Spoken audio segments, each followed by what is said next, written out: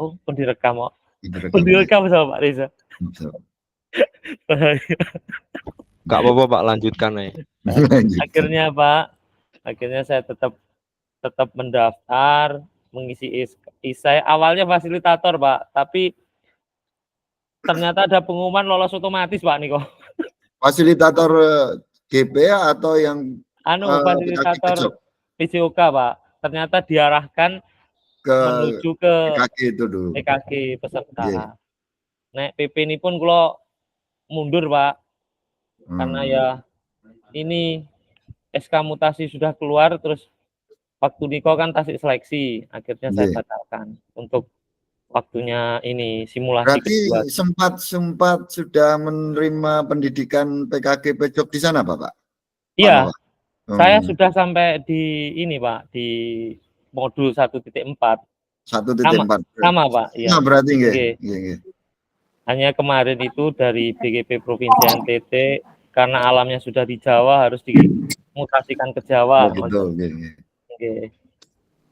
Berarti ini ceritanya mutasi pulang kampung atau daerah baru? Mutasi pulang kampung Pak. Setelah 10 tahun pengabdian di sana Pak. Wah, luar biasa pengalamannya berarti.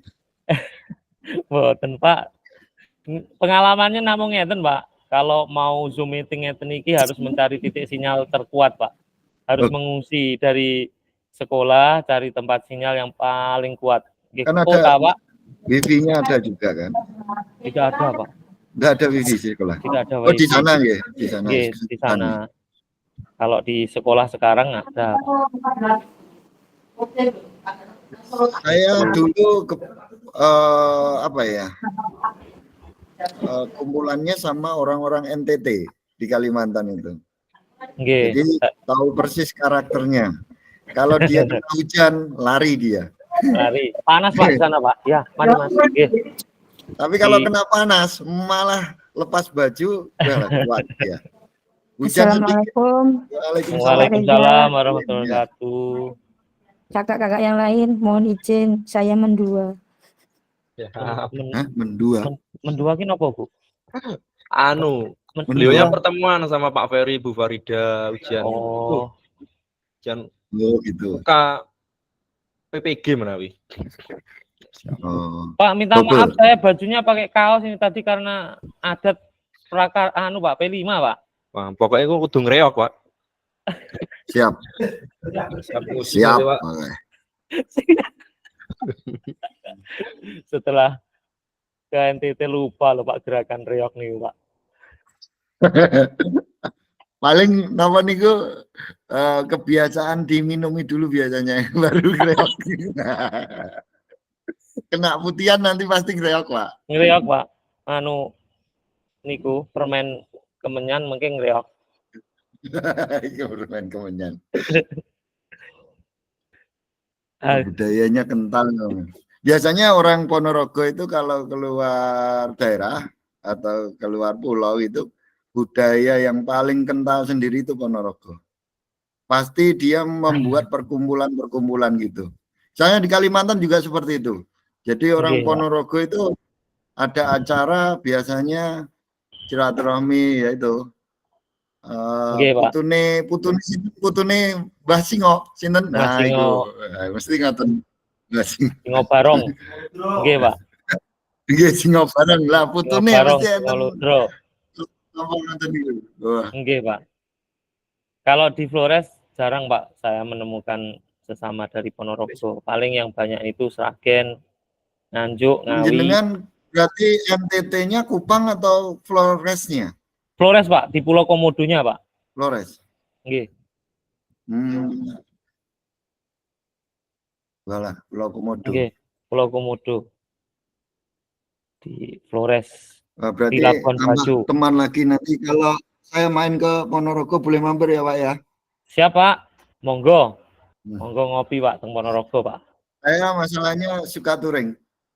Ponorogo, terus Madiun, Solo kadang. Nggih Pak. Tapi ya motoran Pak. Punyanya motor ya motoran. Kemana-mana. Sama Pak, saya juga masih motor. Yang penting eksis Pak, AC alami Pak. Iya eksis. Yang bersyukur aja masih taring kesehatan juga. Amin. bisa kemana-mana, intinya itu silaturahmi sama teman-teman. Oke, Pak. Terima kasih loh 3 menit, Pak Reza, siap. fasilitator. Saya disetujui untuk masuk di kelas 8 karena kemarin itu saya bingung di kelas berapa itu Pak Istas itu waktu dari BGP ini. Saya nyumbangkan nggih. Istas Bintoro itu ya? Nggih, Pak.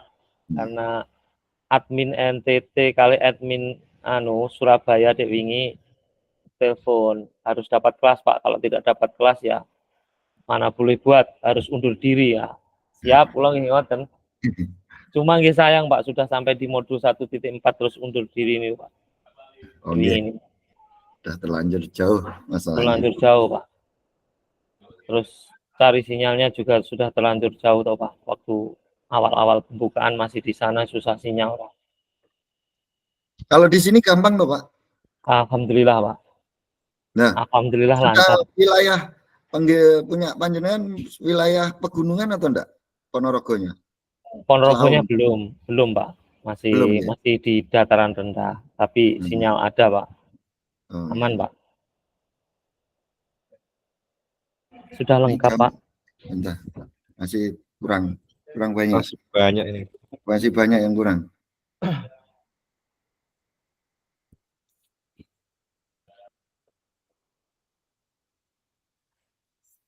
Kadang kula mboten kenging lho Pak di sukani belakang itu Pak. Background. Nggih. Dipun Pak. Itu biasanya di masuk pertama itu kan ada tanda titik 3 di pojok kanan bawah itu biasanya. Nggih, mboten kenging Pak kadang kula Pak. Enggak bisa. Jaringan mungkin. Bentar ngangkat telepon. Nggih, Pak. Halo, Assalamualaikum.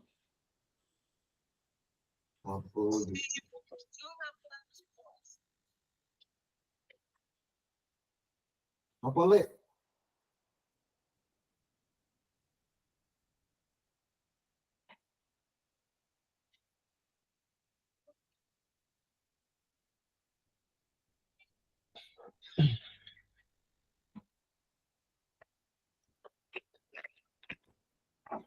Budini mau tinggal tinggi Pak. Iya. Budini nih Lakte Ika. Aku nanya PJ.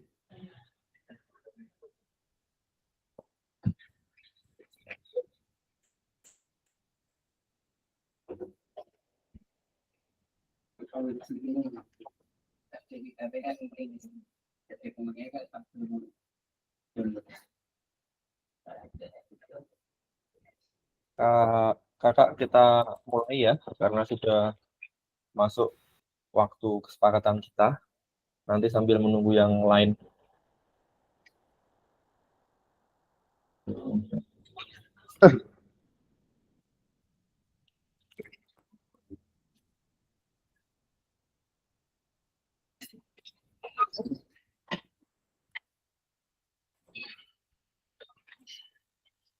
Baik, kakak, assalamualaikum warahmatullahi wabarakatuh. Waalaikumsalam warahmatullahi wabarakatuh. Sehat semua, Ji? Setelah beberapa hari nggak ketemu. Sehat, Kak. Baik, alhamdulillah. Ini karena kayaknya kok peralihan musim ini banyak yang sakit. Dan, apa ya, hawanya nggak enak. Jadi saya harap kakak tetap bisa menjaga kesehatan, karena kegiatan kita masih banyak sekali kakak. Baik, saya mengingatkan kakak yang belum menyalakan kamera atau on cam untuk dinyalakan agar nanti kegiatan kita bisa berjalan dengan lancar sesuai dengan kesepakatan kita.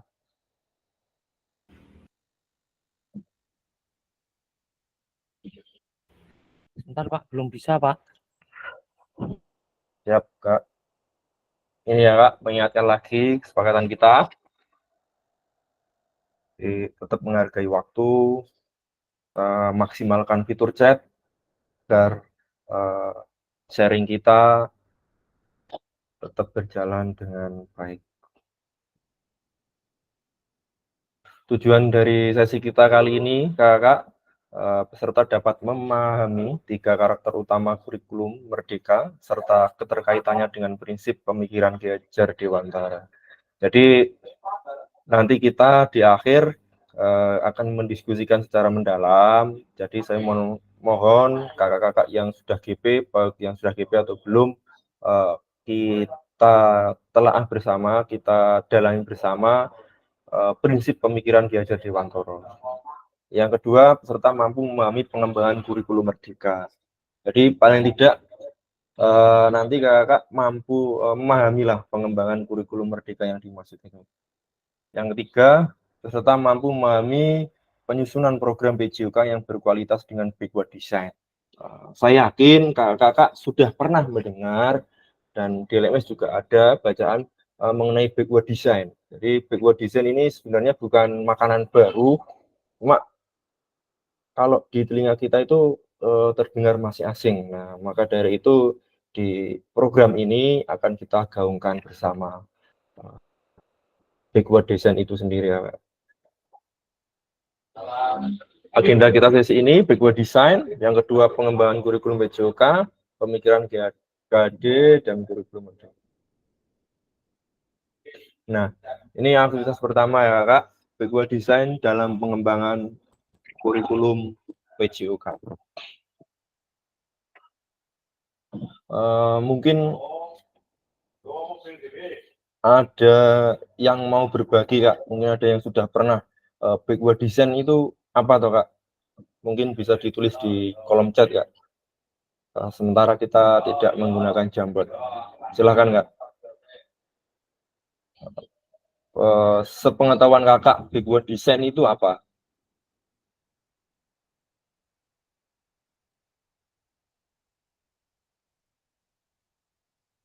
Silakan, mungkin bisa ditulis di kolom chat.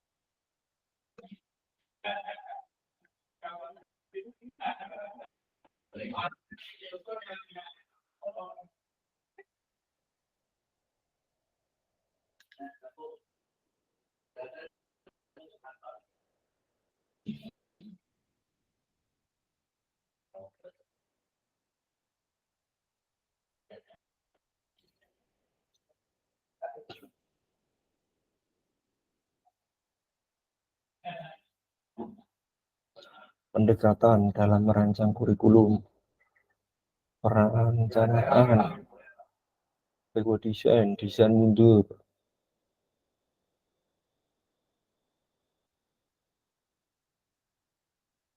Desain mundur. Yang lain Kak, mungkin?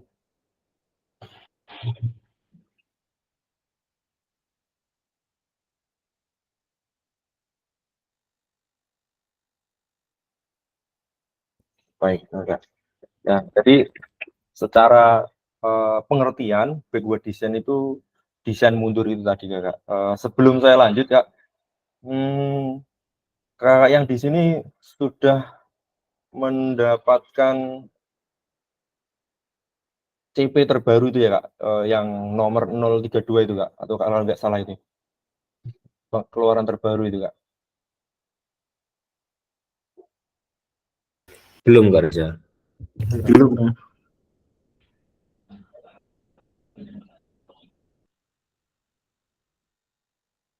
Jadi di tanggal 7 Juni kemarin kalau nggak salah, tanggal 7 Juni, di Tekan itu keluar capaian pembelajaran terbaru, juga di dalamnya ada mata pelajaran kita. Nah, itu PKG banget Kak. Maksudnya PKG banget itu menggambarkan program kita banget, CP itu.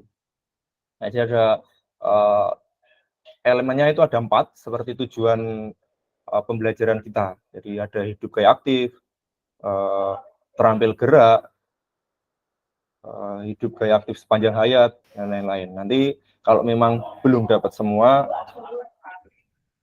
nanti saya share di grup kelas kita.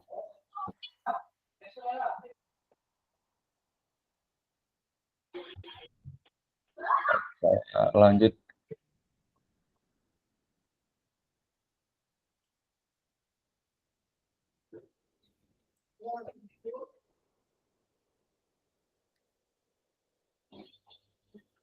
Rancangan mundur.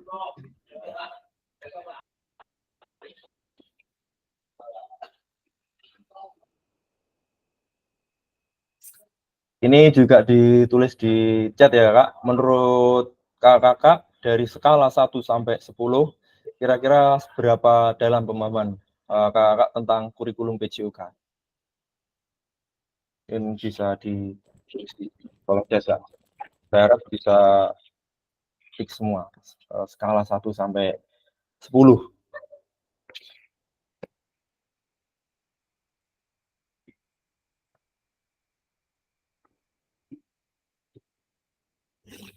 Lima, 3,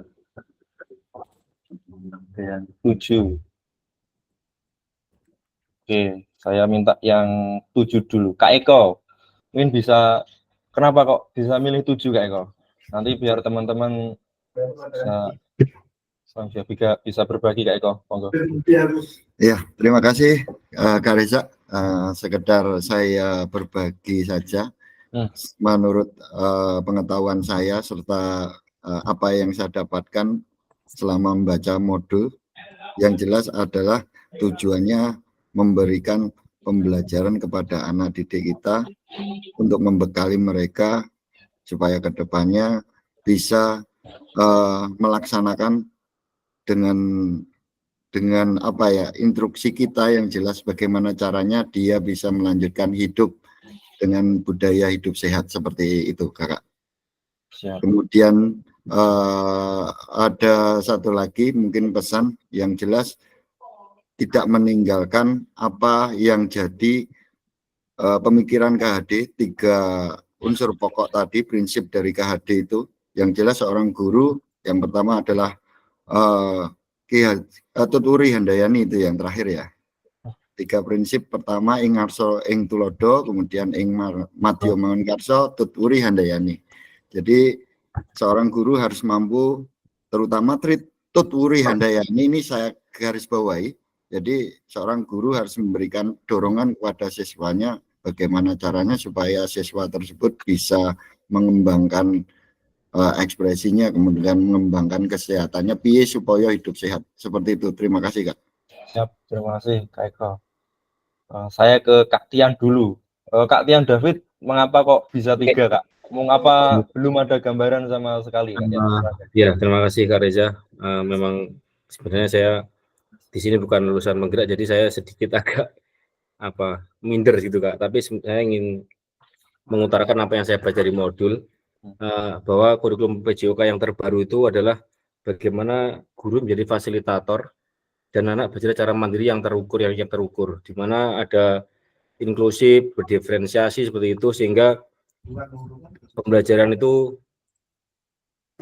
guru tidak lagi menjadi tidak menjadi aktor utama, tetapi siswalah yang berarti 2 arah. Sebenarnya siswa itu aktif dengan berkolaborasi dengan temannya, baik cara mandiri maupun berkelompok. Kalau yang dulu itu yang kita kan terlalu ke teacher center. Kalau saya baca dari modul yang baru di kurikulum 13 itu guru sebagai fasilitator. Mohon itu Kak Reza yang bisa saya pahamkan dari pertanyaannya itu. Terima kasih Kak Reza. Siap, terima kasih Kak. Oke, satu lagi saya ambil tengah-tengah ini yang ya penghuni baru aja lah. Kak Nova, silakan Kak Nova. Mengapa kok bisa milih tengah-tengah ini, kok bisa 5 ini? Separuh. Ya Pak, terima kasih Pak Reza atas kesempatannya. Salam kenal teman-teman, saya minta maaf ini laptopnya error Pak. Siap. Ini hilang sendiri kameranya Pak, atau apa ya Pak? Minta maaf sebelumnya Pak. Jadi teman-teman, rekan-rekan guru hebat peserta PKG PJOK kelas 8, perkenalkan saya Nova. Jadi saya memilih 5 tadi Pak. Untuk pemahaman saya, mengajar PJOK itu kompleks, yang artinya semua kebutuhan belajar siswa itu harus diakomodir secara adil dan seimbang, baik gender laki-laki maupun perempuan. Tapi Pak, untuk pemahaman saya yang belum saya temukan sampai saat ini, bila mana fasilitas di tempat itu kurang memadai, sehingga kita sementara yang daerah lain sudah berlari, saya berpikir dengan di NTT kemarin kami masih berjalan dalam misalnya apa namanya Pak, kalau kita mengajar ya dengan konten seperti ini ya kami mau memutar konten itu susah Pak, sehingga pemahaman saya itu masih di titik 5 itu belum sepenuhnya untuk menguasai tentang teknik bagaimana memodifikasi bila ini nanti untuk pembelajaran kurang atau bagaimana, bisanya hanya masih refleksi. Jadi untuk pemahaman masih di tingkat 5 Pak. Semoga dengan mengikuti PKG PJOK ini mendapat pengalaman baru dan ilmu baru sehingga dari 5 menjadi 10 Pak. Terima kasih banyak Pak. Siap, Mas Nova Dewantoro. Iya Pak. Kak, saya tambahkan dari Kak Nova, nanti mungkin silakan Kak ya, seperti yang saya bilang di awal, kalau ada yang kurang benar, silakan saya terbuka untuk dibenarkan. Jadi begini Mas Nova, sekarang itu ada kemerdekaan buat kita yang namanya kurikulum operasional satuan pendidikan itu kan. Jadi kita itu dibebaskan menyusun sesuai dengan keadaan di suatu tempat Mas Nova. Jadi katanya tadi Mas Nova, kalau di Jawa sudah lari, saya di sana masih berjalan gitu kan. Nah, jadi kita kembangkan kurikulum itu sesuai dengan apa yang dimiliki oleh lingkungan kakak-kakak di sana. Jadi kembali lagi kita berpikir aset based thinking itu, Mas Nova. Ya, sumber daya. Ya. Iya Pak, terima kasih. Akhirnya saya harus berlari Pak, mengejar ketertinggalan yang ada di sini Pak. Ya. Terima kasih Pak. Iya Pak, mantap Pak. Oke, sebelum saya lanjutkan, Kak, mungkin ada yang mau berbagi lagi tentang pemahaman tentang kurikulum PJOK ini, Kak? Satu lagi.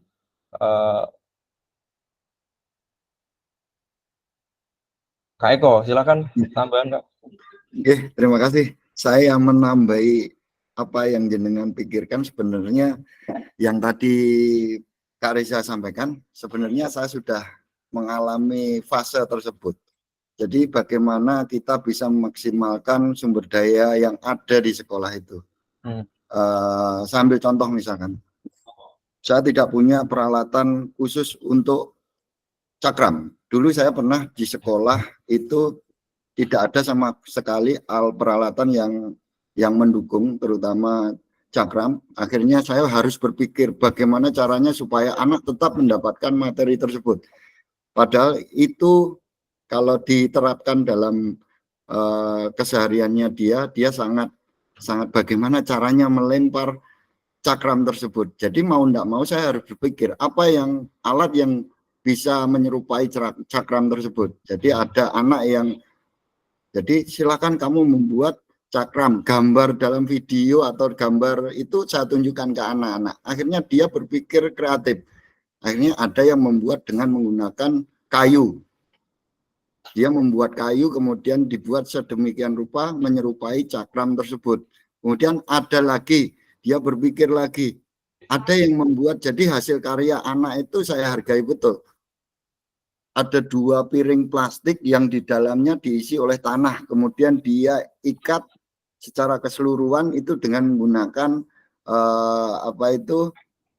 karet ban sepeda atau motor itu. Jadi diikat supaya rapat. Dan itu ternyata dari hasil apa yang diciptakan media pembelajaran yang diciptakan anak-anak sendiri itu ternyata bisa memacu atau memotivasi mereka untuk belajar. Jadi begitu Kak. Terima kasih Kak Reza. Siap, Pak Eko. Terima kasih atas tambahannya.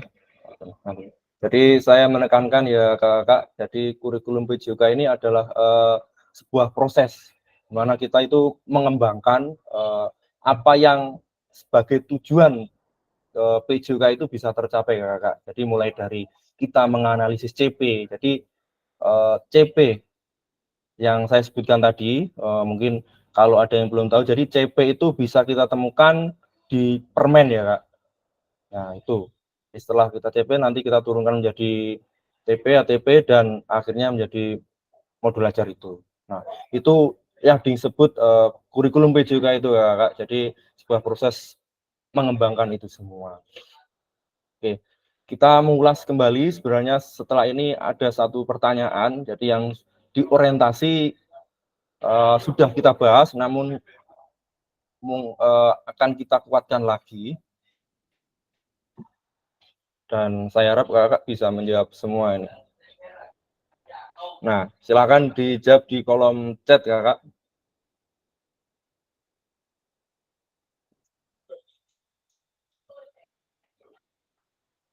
Apa tujuan dari adanya pelajaran PJK di sekolah? Sebenarnya di pertemuan awal orientasi paradigma sudah, nanti kita akan kuatkan lagi supaya kita tetap berada di koridor yang sama, di frekuensi yang sama.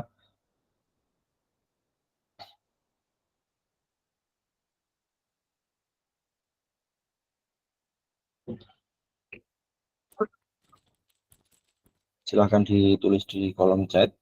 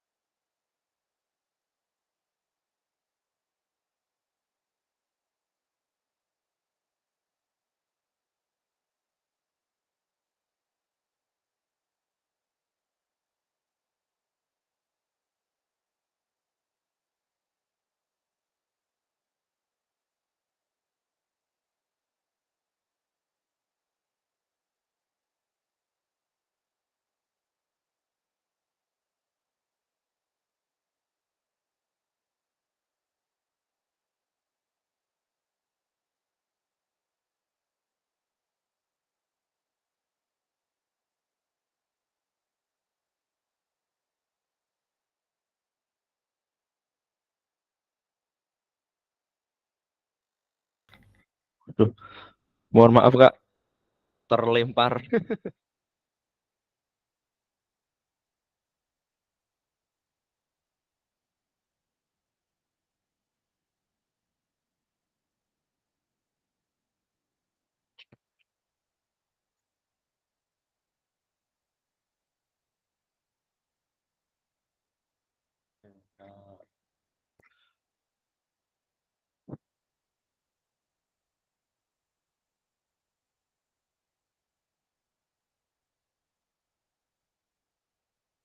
Kak, mungkin Kak Arum bisa dijawab Kak tadi pertanyaan tadi, apa tujuan pembelajaran PJK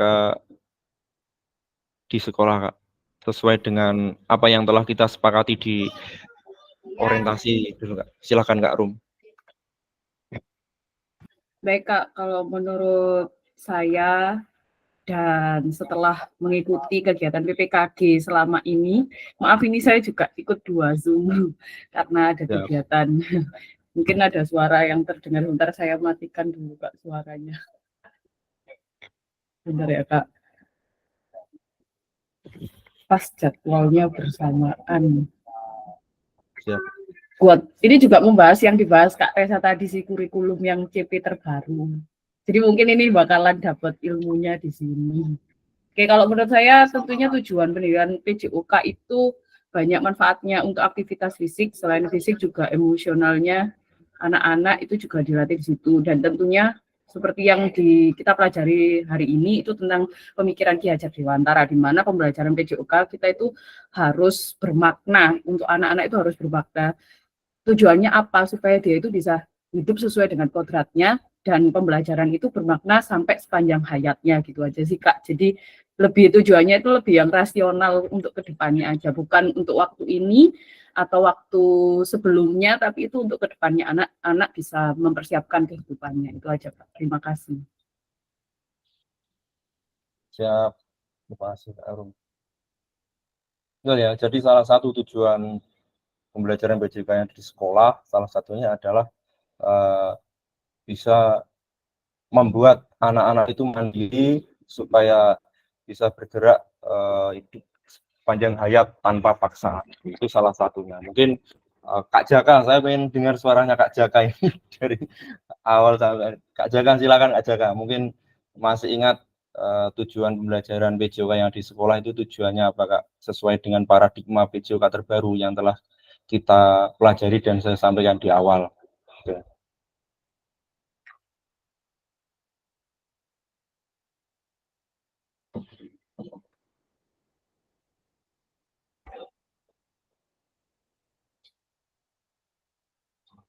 Silakan Kak Jaka, Kak Jaka Raja.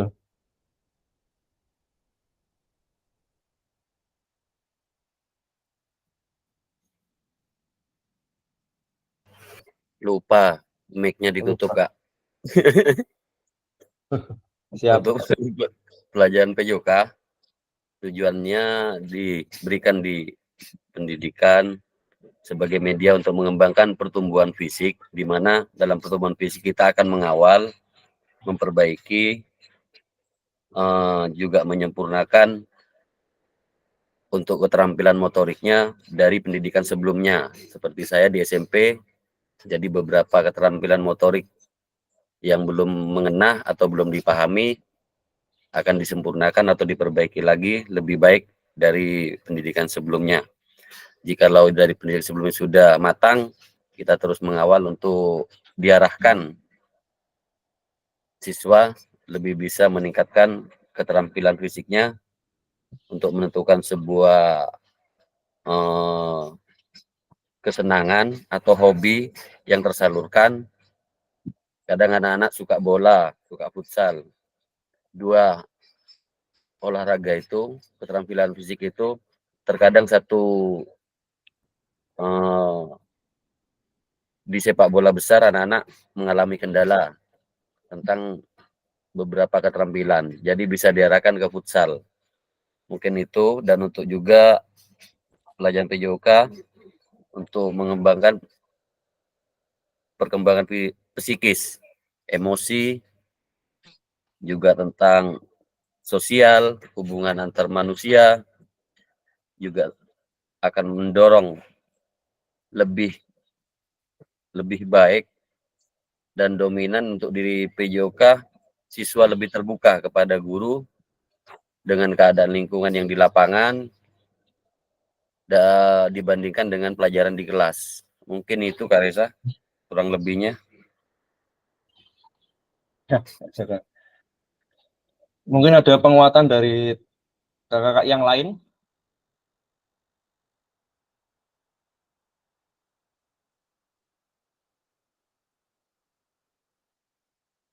Tentang tujuan PJOK yang ada di sekolah.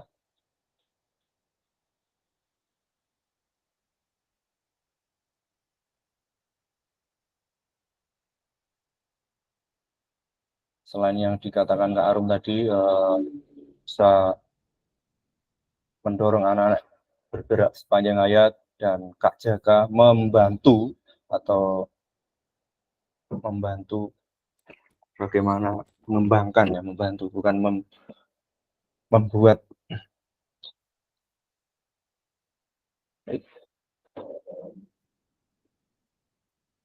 Kalau tidak, saya lanjutkan kakak.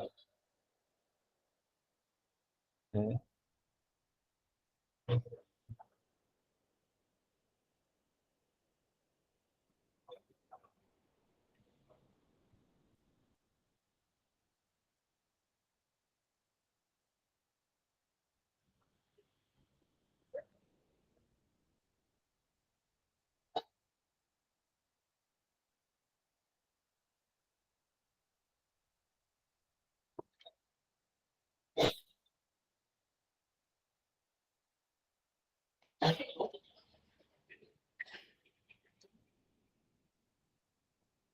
Nah, ini Kak, menurut capaian pembelajaran PJOK, Kurikulum Merdeka 2024, pendidikan jasmani, kesehatan, dan olahraga bertujuan sebagai pembelajaran bagi peserta didik dalam mengembangkan, nah tadi ya, mengembangkan, menerapkan, dan mengevaluasi keterampilan konsep, nah, mengevaluasi, dari Kak Jaka tadi, mengevaluasi keterampilan, konsep, strategi gerak, yang akan menjadi disposisi untuk berpartisipasi dalam berbagai aktivitas jasmani dengan penuh kepercayaan diri, kompetensi, dan kreativitas. Membantu dan memberi dukungan mereka, kita membantu ya, seperti saya tekankan, membantu dan memberi dukungan mereka dalam memilih gaya hidup sehat. Jadi ini memilih gaya hidup sehat ini salah satu elemen, ya, salah satu elemen terbaru yang ada di GPA. Nanti bisa dilihat dan aktif secara jasmani. Membangun dan menerapkan keterampilan sosial dan emosional melalui konteks pembelajaran yang menekankan nilai-nilai fair play, kerja tim, dan inklusivitas. Nilai-nilai fair play, kita bahas sebentar Kak. Yang dimaksud fair play itu gimana ya Kak? Ketika kita dalam permainan lah gitu. Mungkin ada nanti pasti ada perbedaan yang kita nanti siapa ya Kak Tian, silakan Kak Tian. Fair play ini. Baik, fair play dalam dunia olahraga itu menghargai lawan, menghargai perangkat pertandingan, menghargai pelatih, menghargai penonton, seperti itu Kak. Oke, siap Kak Tian. Kalau misal Kak Tian main sepak bola ke lalu tangannya kena bola dan wasit tidak tahu Kak, dan Kak Tian diam-diam saja, itu masih dalam tahap fair play apa enggak? Karena di awalnya ada aturan Kak, dimana kalau kita di dunia nyata kejujuran itu pasti ditanamkan, tapi kalau dalam permainan pasti contoh di siswa kita kemarin ada kejadian pada waktu lomba di Agustusan itu, salah satu murid saya itu pada handsball di kotak penalti tambah mendekati wasitnya Kak, bilangnya padahal wasit tidak tahu. Itulah kejujuran anak-anak. Kalau menurut saya di saat ada aturan kita itu tidak apa-apa Kak, tapi kalau dalam kehidupan kita harus mengakuinya kalau itu bukan tidak jujur. Mungkin itu Kak. Terima kasih, betul ya Kak Tian sudah menjelaskan secara detail. Jadi kalau dalam kehidupan harus kita bisa mengertinya. Yang keempat, menanamkan apresiasi dan mengembangkan sikap positif untuk aktif secara jasmani sepanjang hayat sebagai upaya meningkatkan keseluruhan kualitas hidup. Jadi menanamkan apresiasi dan mengembangkan sikap positif ini juga akan kita kembangkan Kak, bagaimana kita mengapresiasi anak yang sudah bisa melakukan, mungkin anak yang masih belum bisa. Kita akan bahas nanti di 2.1 tentang pembelajaran PJOK yang efektif.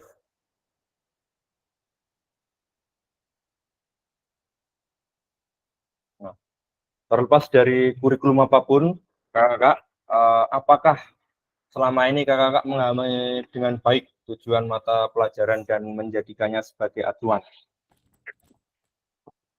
Mungkin bisa resen kakak yang mau berbagi. Jadi terlepas dari kurikulum apapun ya, apakah selama ini kakak sudah memahami dengan baik tujuan mata pelajaran dan menjadikannya sebagai acuan?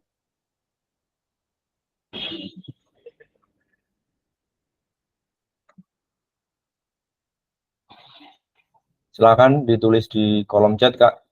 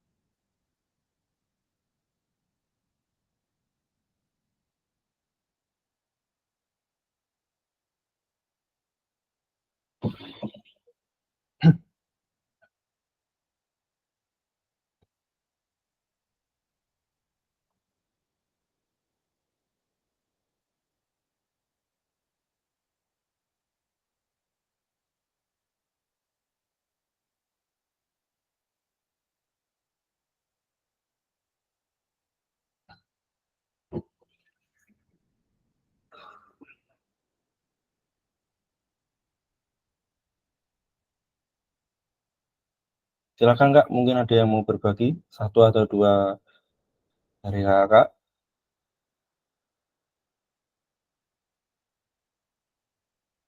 Kak Idris mungkin, siapa ini? Kak Arum, silakan Kak Arum.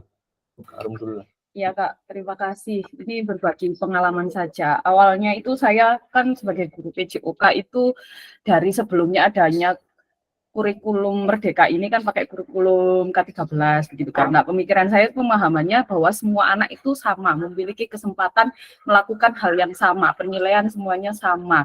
Apapun yang saya lakukan, modifikasi permainan semuanya yang saya buat itu semua anak-anak harus aktif mengikuti. Itu yang pertama yang saya lakukan. Setelah itu ada perubahan-perubahan, ada kurikulum Merdeka, ada pemahaman baru yang masuk pada saya melalui ya kegiatan-kegiatan pelatihan berbagi praktik baik itu kan masuk lagi.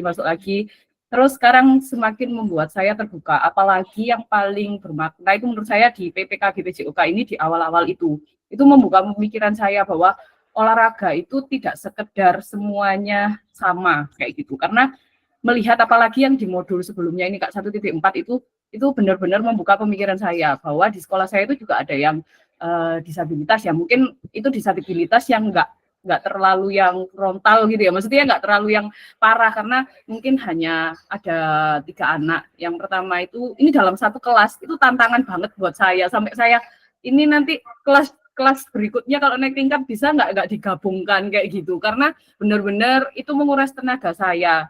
Dia yang pertama itu punya kekurangan itu kayak tangannya ini lemas gitu, jadi nggak bisa digerakkan, kadang kaku-kaku sendiri kayak gitu. Terus yang kedua itu ada beberapa cacat di tangannya, nggak punya jari tangan.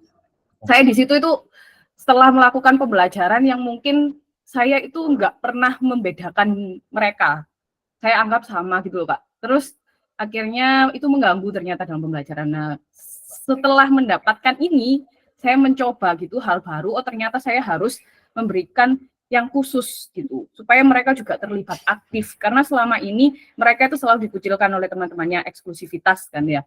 Jadi itu saya menganggap itu yang biasa-biasa saja, ternyata setelah mendapatkan pemahaman baru ini, saya akan merubah pola pikir itu dan saya mau menjadikan pembelajaran saya itu bermakna untuk semuanya. Itu sih Kak Reza, terima kasih.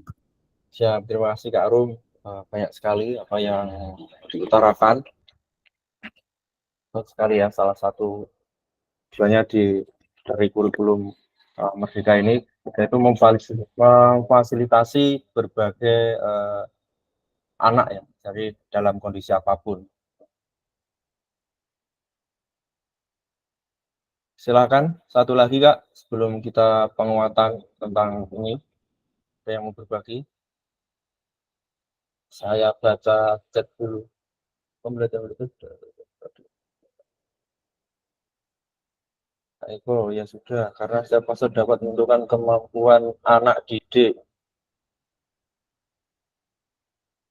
Nah, karena setiap fase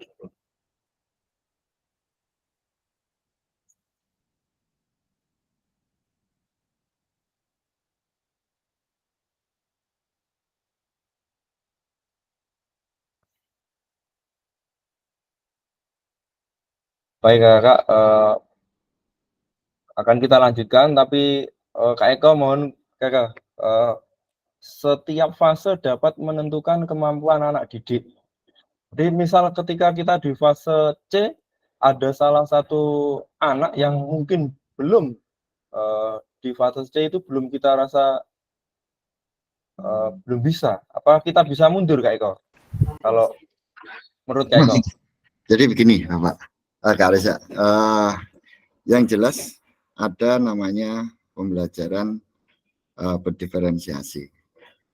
Itu ya, berdiferensiasi itu berarti kan kita harus bisa menentukan atau anak sendiri yang menentukan apa sesuai minatnya. Dari situ kita bisa mengembangkannya. Jadi bukan berarti kita memaksakan untuk melakukan kamu harus bisa, tidak. Yang jelas masih banyak cara. Bagaimana kita bisa menggali potensi apa yang dimiliki oleh anak tersebut. Jadi seperti itu Kak. Jadi setiap fase, bukan setiap fase, mulai fase A, fase B, atau dan lainnya semakin tinggi. Jadi itu salah satu cara bagaimana caranya kita bisa menerapkan pembelajaran yang bermakna buat mereka. Intinya itu. Bukan berarti meningkat atau enggak, yang pasti sesuai dengan minat anak didik kita. Sejauh mana. Siap, Apa terima kasih. Terima kasih Kak. Jadi intinya tidak boleh terpaku pada fase ya. Jadi ketika di fase C, oh anak ini harus sampai sini begitu, jangan. Terima kasih Kak Eko atas penjelasannya. Jadi teman-teman bisa dipakai dari Kak Eko tadi.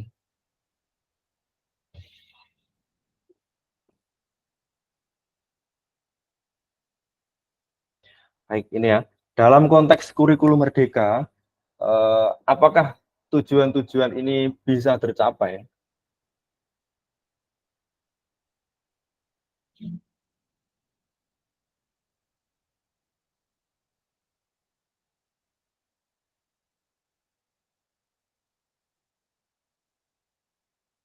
Silakan ditulis di kolom chat ya Kak.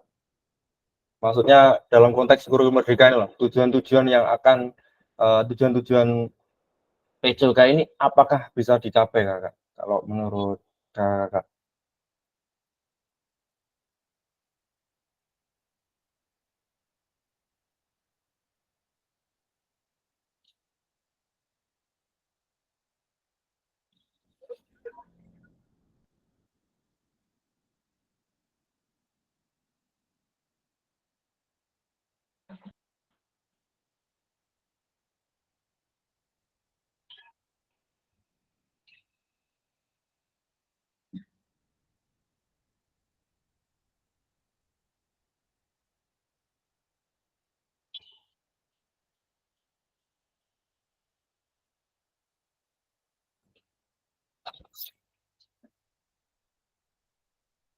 Sangat bisa. Oke, silakan yang lain mungkin.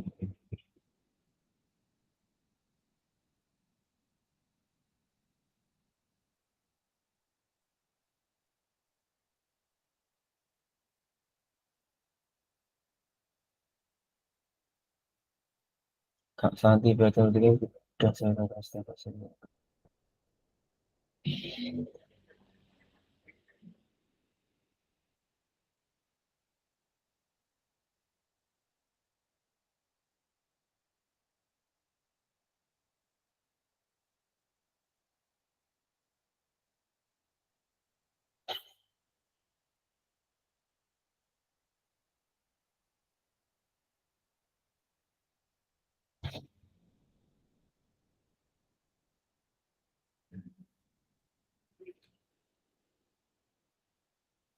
Kak Eko bisa karena dengan adanya model pembelajaran yang bervariatif dan menyenangkan dapat meningkatkan minat dan kemampuan. Silakan yang lain Kak.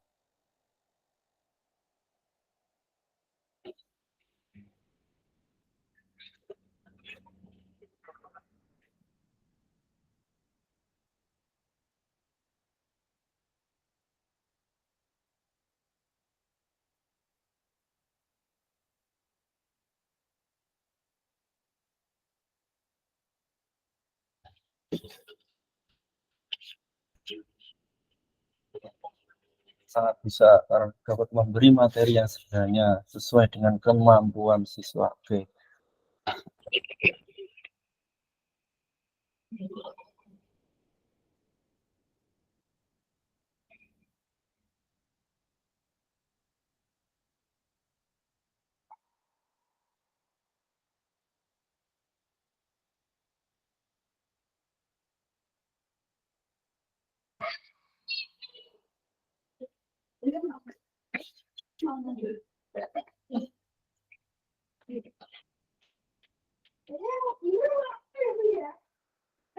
Kak Haryanto bisa Kak, karena dengan gubernur memberikan kesempatan yang kompeten juga.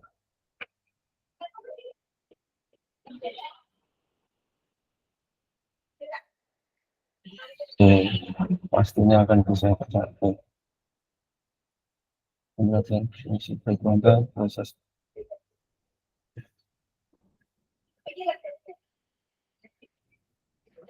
Kak Muhammad, bisa kurikulum kita memberikan kebebasan sekolah mengembangkan belajaran. Oke.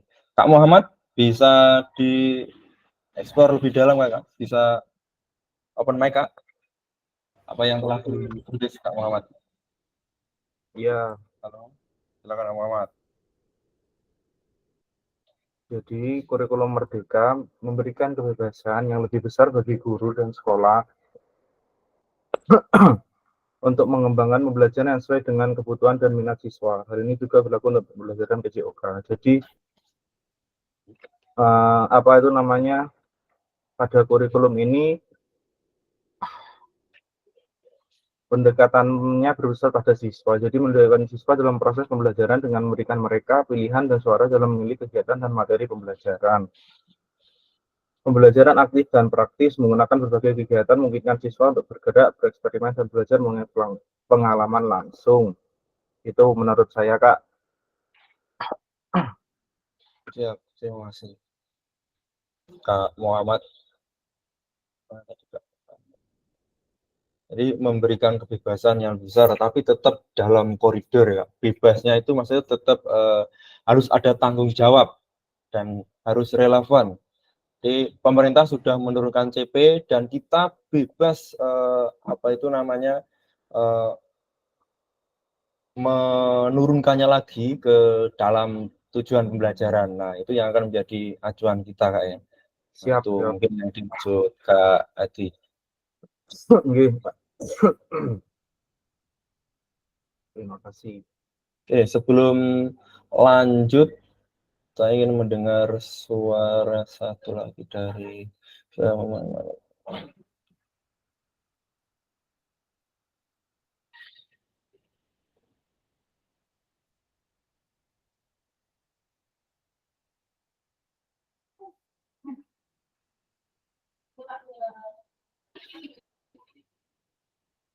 Kak Hendri Sujiasno. Silakan Kak. Halo Kak Hendri. Ya. Halo. Mungkin yang dijawab oleh Kak Hendri di chat bisa dieksplor lebih banyak lagi Kak. Dari dalam konteks kurikulum merdeka, apakah tujuan-tujuan PJOK tadi bisa tercapai Kak? Ya, tadi di awal Kak Reza menyampaikan 4 tujuan tadi ya, dari segi keterampilan, mengembangkan keterampilan, dan memberikan dukungan gaya hidup sehat pada anak, peningkatan sosial emosional, dan pengembangan sikap positif termasuk fair play tadi. Menurut saya jika tergantung dari guru PJOK-nya yang memang kalau memang bisa merubah paradigmanya dan bisa memahami mengaplikasikan esensi dari kurikulum merdeka itu sendiri, pasti akan tercapai tujuan-tujuan itu. Namun jika masih paradigma lamanya masih dipakai, kemudian masih berorientasi pada prestasi dan sebagainya, saya kira hanya beberapa dari bukan keempat tujuan tadi, mungkin hanya beberapa saja yang tercapai. Mungkin itu Kak pendapat saya. Terima kasih. Siap, terima kasih Kak. Oke, kita lanjut ya. Jadi, memahami tujuan umum penting sebagai acuan untuk memahami muara akhir pembelajaran. Jadi, muara akhir pembelajaran. Jadi begini Kakak, ketika ini kita kembali ke big design ya. Jadi ketika kita mau ke gunung, kita itu harus tahu apa-apa yang harus kita bawa. Nah, ketika jangan sampai kita mau ke gunung, tapi peralatan yang kita bawa itu adalah peralatan yang kita gunakan untuk ke pantai atau ke laut. Nah, itu nanti muara akhir pembelajaran atau tujuan pembelajaran yang akan kita capai itu tidak akan tercapai. Jadi sia-sia. Bisa, namun bisa sampai gunung, namun muara akhirnya itu kita tidak dapat. Tidak seperti yang kita pahami bersama, tidak bermakna pembelajaran kita. Itu ya. Nah, ini bagaimana memastikan agar pengajaran yang kita lakukan itu benar-benar menyasar tujuan pembelajaran. Karena seringkali pengajaran langsung fokus pada materi atau aktivitas apa yang harus dilakukan murid. Silakan Kakak, 2 menit bisa dituliskan di kolom chat bagaimana memastikan agar pengajaran yang kita lakukan benar-benar menyasar tujuan pembelajaran.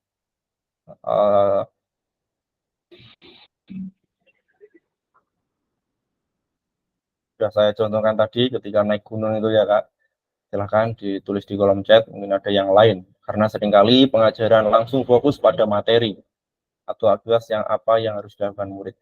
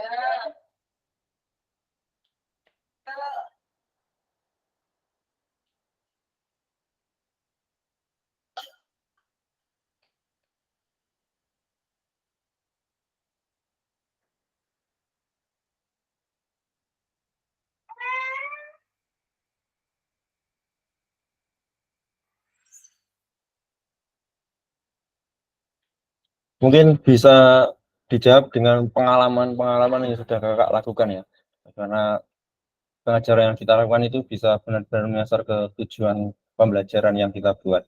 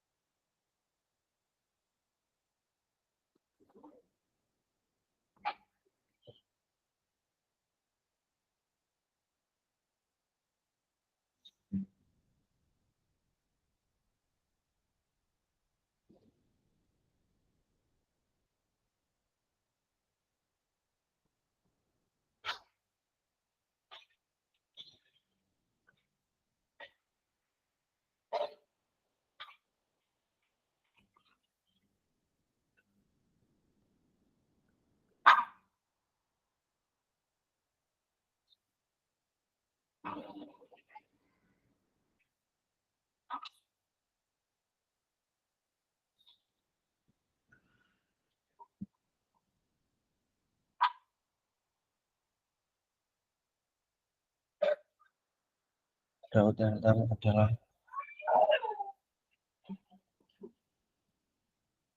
menyesuaikan langkah pembelajaran dengan tujuan pembelajaran, bukan untuk mengambil didik melalui asesmen. Ya.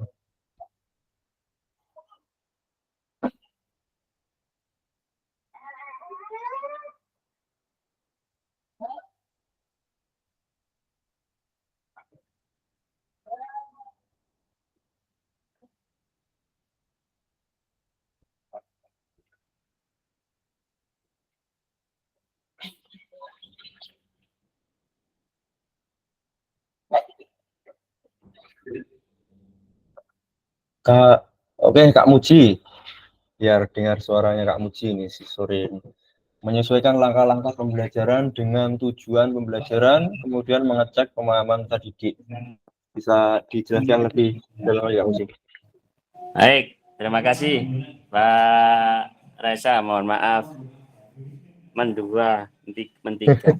Jadi terkait dengan bagaimana memastikan agar pengajaran kita lakukan benar-benar tujuan pembelajaran, yang dilakukan adalah kalau ini ada backward design, bagaimana tujuan itu akan dicapai, kemudian langkah-langkah apa yang kita lakukan untuk mencapai tujuan tersebut, dan setelah langkah-langkah dilakukan, kita ingin tahu tujuan itu tercapai atau tidak, kita melakukan asesmen ataupun penilaian. Bisa asesmen di dalam proses maupun di akhir pembelajaran, agar bagaimana tujuan itu dapat tercapai oleh peserta didik. Seperti itu, Pak. Terima kasih.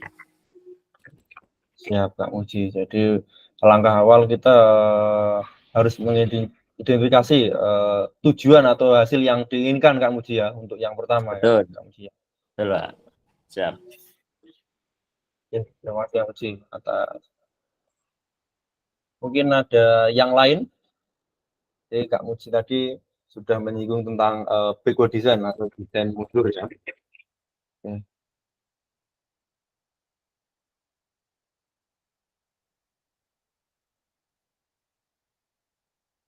Kita lanjut. Nah, proses backward design dalam mengembangkan kurikulum secara umum melalui 3 tahap. Ini mengidentifikasi capaian pembelajaran. Jadi yang pertama itu kita identifikasi capaian pembelajaran yang ada di itu ya, ada di permen. Identifikasi capaian pembelajaran. Kemudian kita menentukan metode penilaian. Jadi kita menggunakan penilaian apa. Yang ketiga adalah merencanakan pengalaman belajar dan strategi pembelajaran. Jadi setelah awalnya kita identifikasi capaian pembelajaran, kita turunkan lagi menjadi ketika capaian pembelajaran begini, bagaimana cara menilainya. Nah, ketika sudah kita dapat metodenya, langkah-langkahnya menilainya begini, kita turunkan lagi merencanakan pengalaman belajar dan strategi yang akan kita laksanakan. Jadi proses backward design ini kita awali dari identifikasi capaian pembelajaran dulu. Bukan kita merencanakan pengalaman belajar dulu ya. Jadi kalau biasanya kita, langkah-langkahnya gini, nanti gitu. Nah, backward design kita balik. Nah, identifikasi capaian pembelajaran, kemudian kita tentukan metode penilaian, dan di akhir adalah merencanakan pengalaman belajar dan strategi pembelajaran. Nah, mengapa kok memakai pendidikan backward design? Ini seperti yang dikatakan Prof. Cali di salah satu guru besar UNY, itu ini adalah pendekatan yang paling efektif untuk bisa mencapai apa yang kita harapkan di pembelajaran kita. Ini ya Kak, pesan kunci backward design. Jadi backward design merupakan proses sistematis, jadi proses ya. Jadi proses itu adalah langkah-langkah sistematis yang memastikan kesesuaian kurikulum dengan capaian pembelajaran yang diinginkan. Jadi sekali lagi setelah ini kakak mohon dibaca capaian pembelajaran yang terbaru ya. Backward design juga pada akhirnya membantu guru menyelaraskan antara tujuan, langkah pembelajaran, dan penilaiannya. Jadi backward design ini akan membantu kita menyelaraskan antara tujuan, langkah pembelajaran, dan penilaiannya. Sebelum saya lanjut ya Kak, karena memang semua ini barang baru, jadi kita tidak yang membuat semua ini juga tidak berharap kita langsung bisa plek-plek gitu ya. Jadi makanya di dalam kurikulum Merdeka ada yang namanya berbagi gitu ya. Silakan.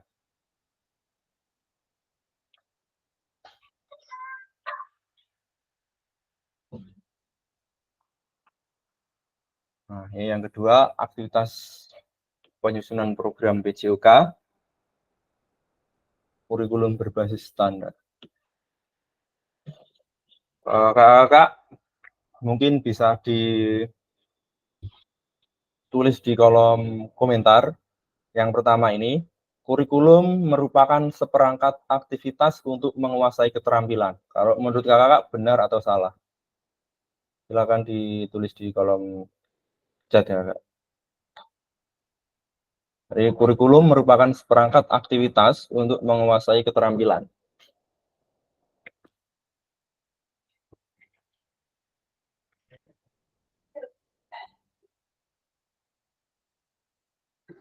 Silakan Kak dijawab benar atau salah.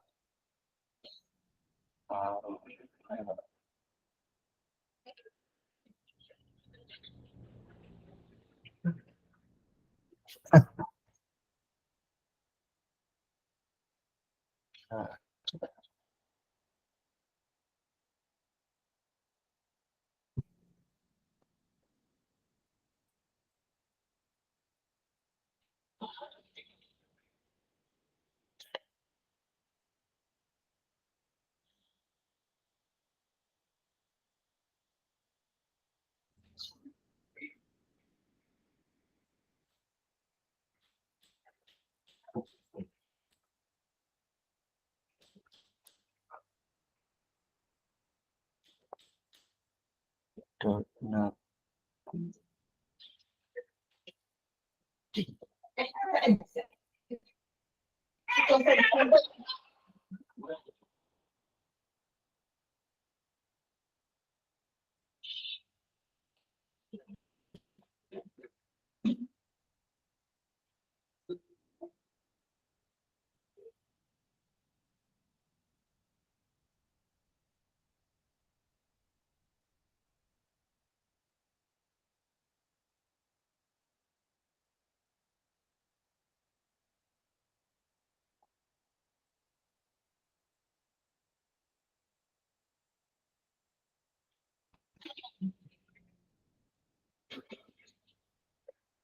Benar semua. Kita lihat Kak. Apakah hanya untuk menguasai keterampilan?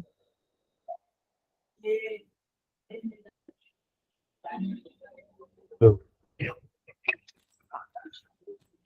Salah. Jadi belum tepat. Kurikulum itu tidak hanya untuk tidak seperangkat aktivitas untuk menguasai keterampilan saja. Nanti kita bahas di akhir Kak ya.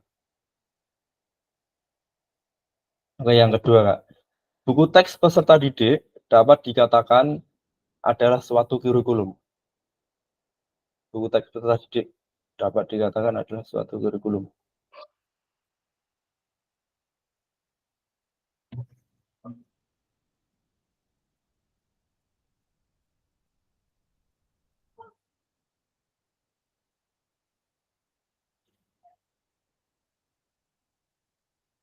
Silakan siap lagi Kak, benar atau salah?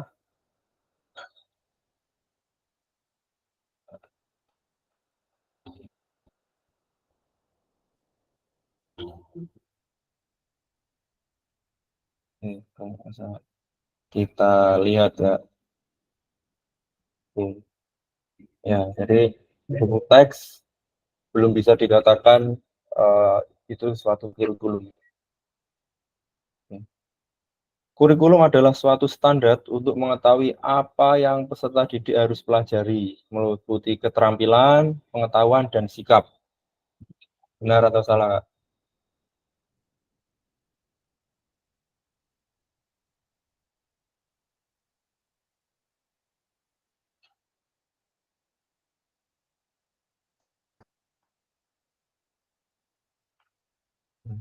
Benar. Benar. Oke, kita lihat. Oke, jadi benar ya. Jadi itu kurikulum itu adalah suatu standar untuk mengetahui apa yang peserta didik harus pelajari, baik dari keterampilan, pengetahuan, dan karakter itu sikap.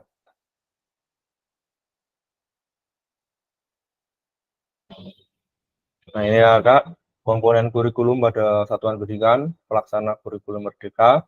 Jadi ada struktur kurikulum, ada capaian pembelajaran, pembelajaran dan asesmen, penggunaan perangkat ajar, kurikulum, dan satuan pendidikan. Yang GP sudah pernah membaca untuk pembelajaran dan asesmen ya?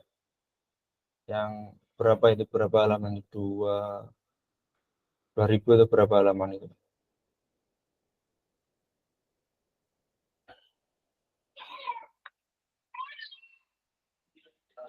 Komponen kurikulum satuan pendidikan dikembangkan dan digunakan di satuan pendidikan terdiri dari karakteristik satuan pendidikan, visi, misi, dan tujuan satuan pendidikan, organisasian, pembelajaran, dan perencanaan pembelajaran. Jadi kita dibebaskan untuk mengembangkan kurikulum yang ada di sekolah kita ya Kak, sesuai dengan apa yang ada, sesuai dengan lingkungan. Tuh. Nah, mengapa kurikulum operasional berbeda antar satuan pendidikan? Seperti tadi, salah satunya sudah saya menjawab di pertanyaan Mas Nova tadi. Jadi agar bermakna ya, kurikulum operasional satuan pendidikan dikembangkan sesuai dengan konteks dan kebutuhan peserta didik dan satuan pendidikannya. Jadi ketika kita berada di pegunungan, yang setiap hari mungkin peserta didik kita itu sudah hafal atau sudah mahir dengan naik turun, berarti fisiknya sudah kuat, tapi kita mengajarkan bagaimana cara untuk meningkatkan fisik tadi, itu kan kurang kurang sesuai dengan lingkungan gitu. Ini bisa menjadi kabar gembira buat kita, kakak dapat mengusung program yang relevan ya, yang relevan dengan kultur gerak di mana peserta didik itu tinggal ya. Jadi kalau di pegunungan ya kita sesuaikan, kalau di dataran rendah di pantai kita sesuaikan. Itu kurang lebihnya. Kakak, mari berbagi cerita pada saat kakak menyusun kurikulum PJOK. Mungkin tidak semua terlibat karena memang biasanya terlibat itu guru-guru kelas, tapi saya yakin di sini dari 19 pasti ada yang terlibat dalam penyusunan KSP-nya di sekolah. Silahkan, mungkin ada yang resen mau berbagi menyusun kurikulum PJOK.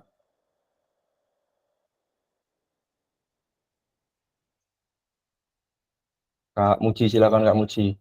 Mulai dari tahap-tahapnya, dari analisis DP sampai bagaimana bisa membuat modulnya.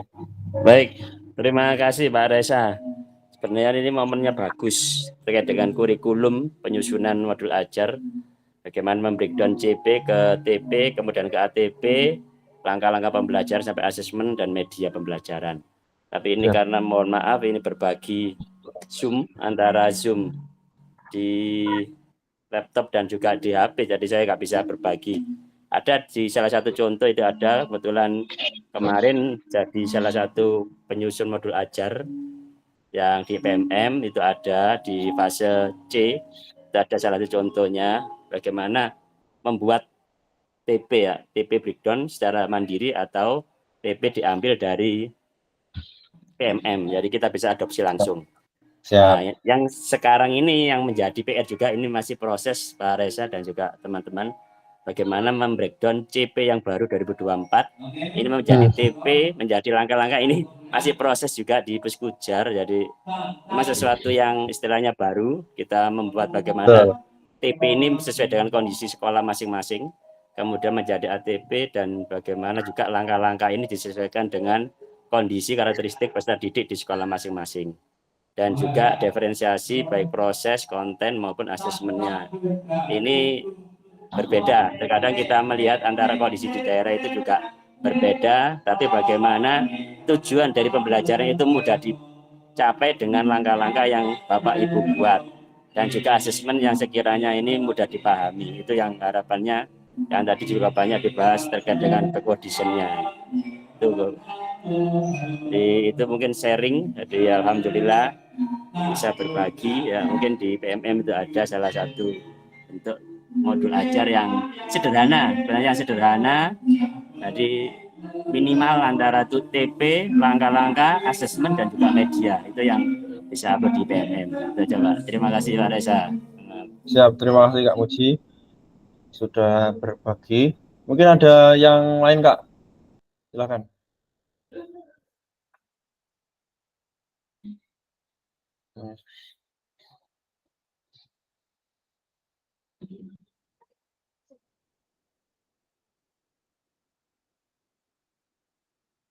Kalau belum ada saya capit-capit nih nanti. Siapa ini? Kak Eko lagi, silakan Kak Eko, nggak apa. Tambahan sedikit Siap, menanggapi dari Pak Muji tadi. Jadi yang pertama langkah biasanya saya menentukan dari karakteristik siswa yang ada di sekolah tersebut. Itu tahap pertama. Kemudian tahap kedua saya harus bisa menentukan tujuan dari pembelajaran. Itu tahap tiganya biasanya saya menentukan pengorganisasian pembelajaran.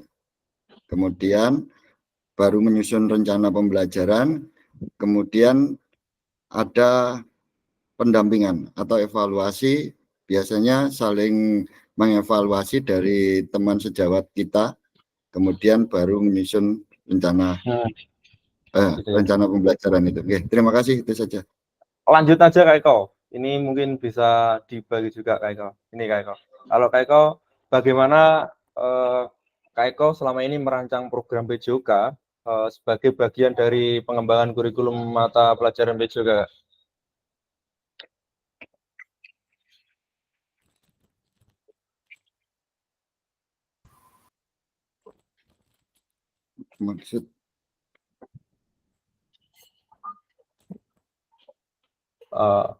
Maksudnya bagaimana ini? Bagaimana Kak Eko itu selama ini merancang program PJOK? Oh, kelas ini seperti tadi. Selama mungkin 1 semester akan saya kasih materi ini di elemen ini. Nah, bagaimana cara Kak Eko itu merancang itu? Oh ya. Yang pertama yaitu mengenali karakteristik siswa terlebih dahulu. Itu pertama. Terus tahap keduanya baru penyusunan atau menentukan tujuan pembelajaran dulu. Yang kedua. Kemudian yang ketiga baru menyusun perencanaan pembelajaran. Jadi seperti itu, Kak. Kemudian pelaksanaan jangka pendek, kemudian ada evaluasi jangka pendek. Kemudian kita berkolaborasi dengan teman kita, teman-teman sejawat, terutama guru PJOK, saling sharing untuk menyempurnakan pembelajaran PJOK tersebut. Jadi seperti itu. Terima kasih. Siap. Ada yang lain Kak selain Kak Eko? Mungkin ada yang mau berbagi bagaimana Kakak selama ini merancang program PJOK sebagai bagian dari pengembangan kurikulum.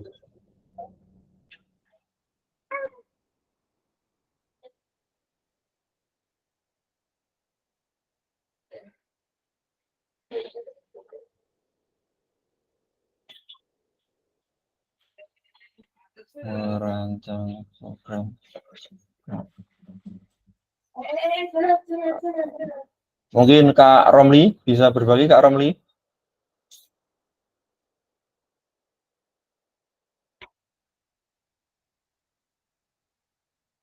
Siap.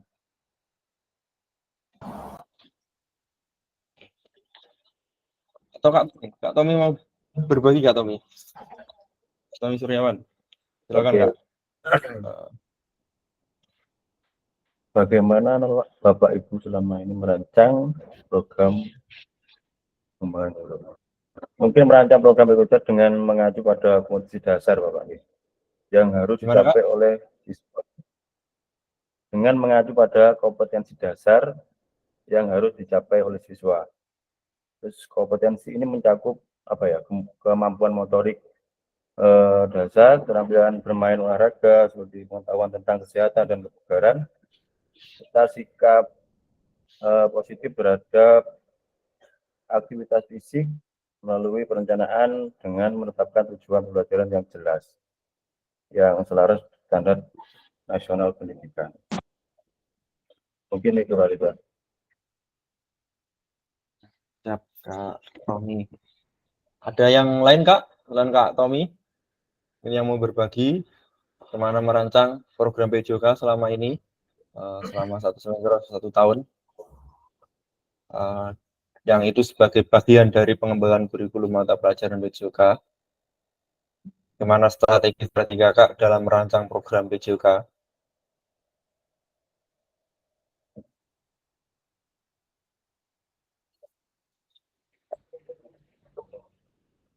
Kalau tidak, kita lanjut ke pertanyaan yang kedua. Ini Kak, apa saja yang selama ini Kakak anggap menjadi sesuatu yang bernilai untuk dipelajari murid di kelas PJOK? Silakan Kak, ditulis di kolom chat. 2 menit ya Kak. Apa saja yang selama ini Kakak anggap menjadi sesuatu yang bernilai dalam PJOK?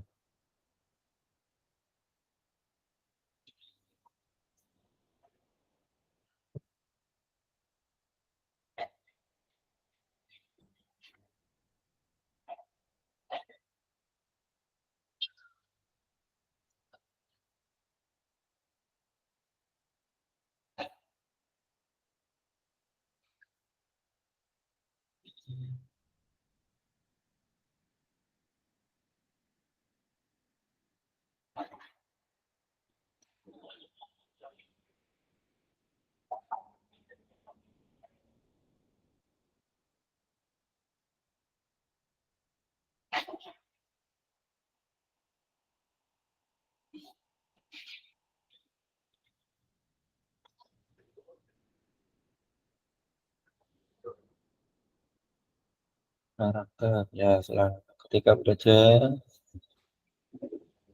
tentunya keterampilan dasar, pengetahuan.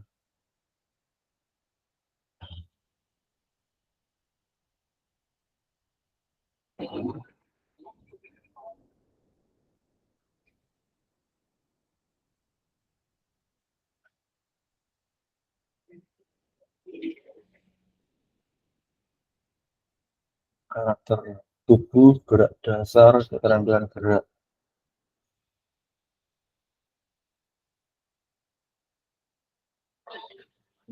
Silakan yang lain Kak. Teman.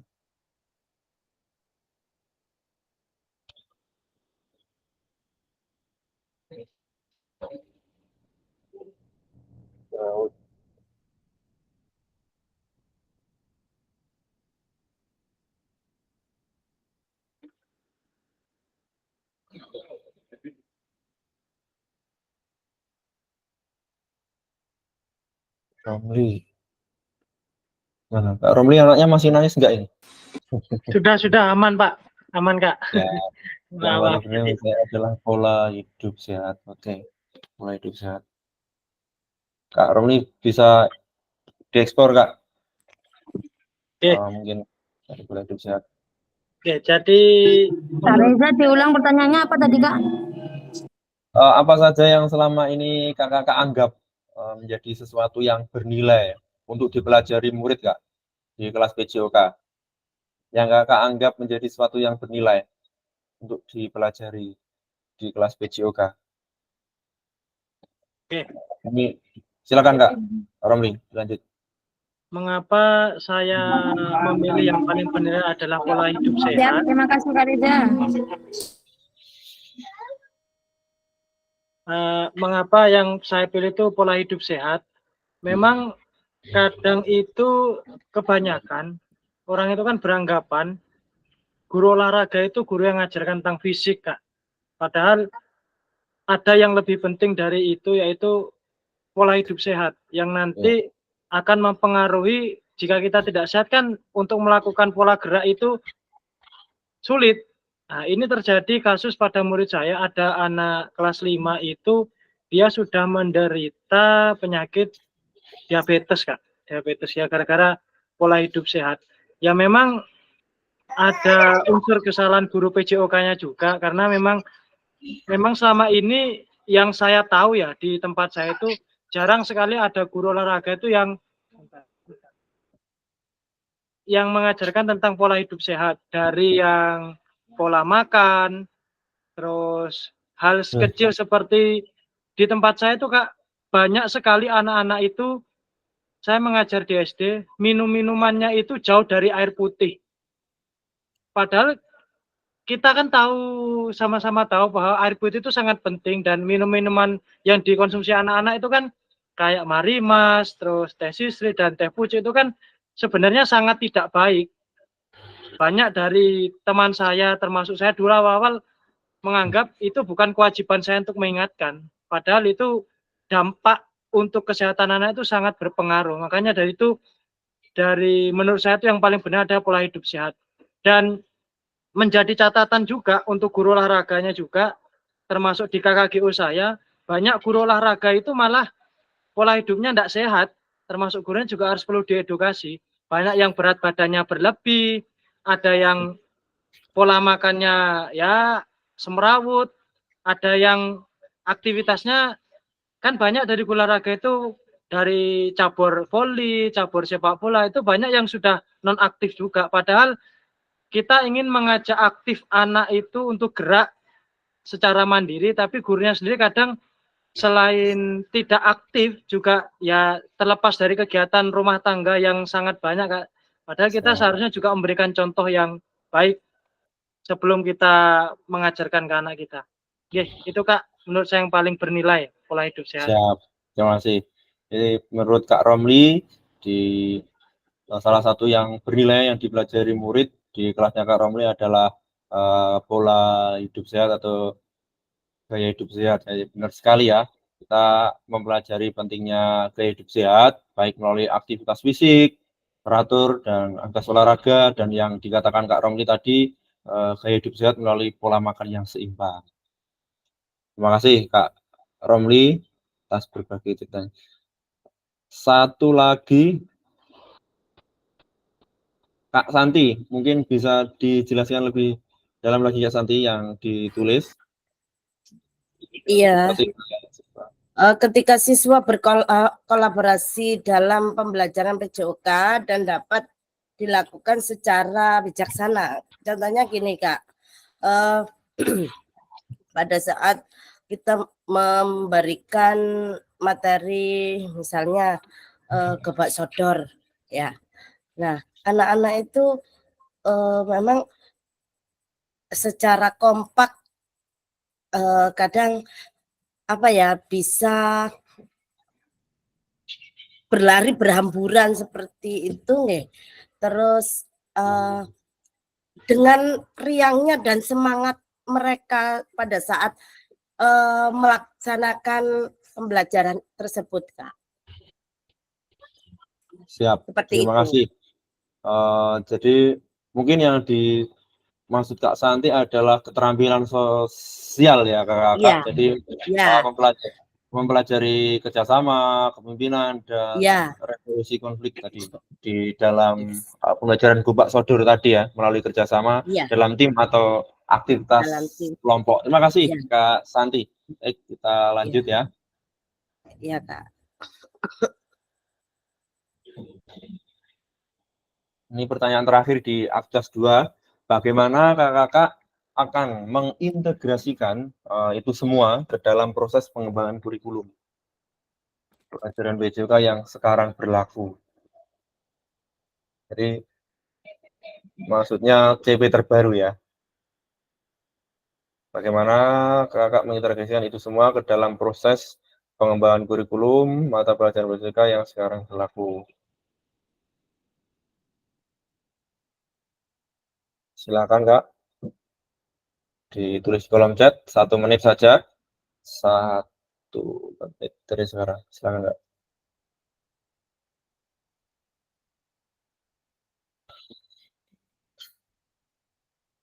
Bagaimana kakak mengintegrasikan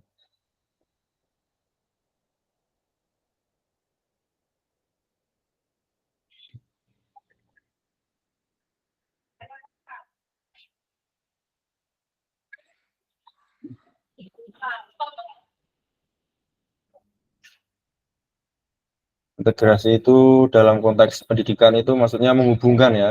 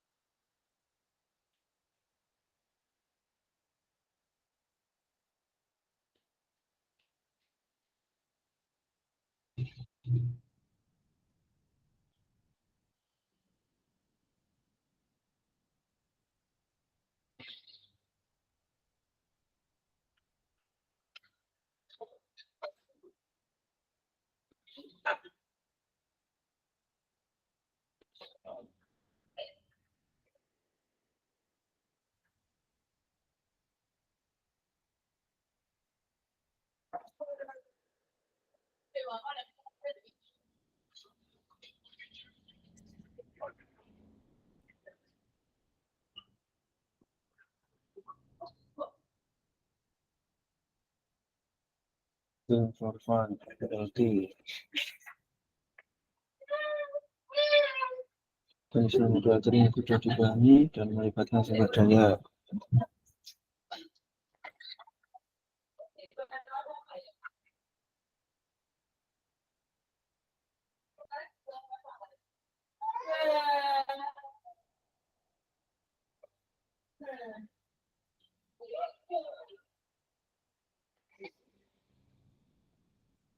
Kak Iji Rohmat, mungkin bisa dibaca Kak jawabannya.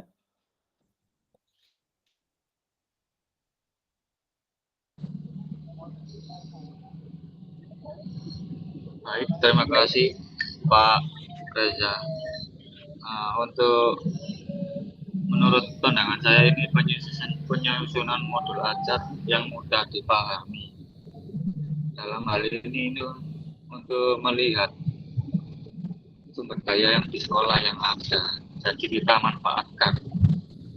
Misalnya ada kertas untuk membuat bola, buat bola tangan dan lainnya. Kemudian memanfaatkan teknologi, biasanya ini saya dengan membuat platform yaitu Quizzes untuk memudahkan membuat soal. Biasanya kan dengan model paper kertas, tapi ini dengan aplikasi Pak.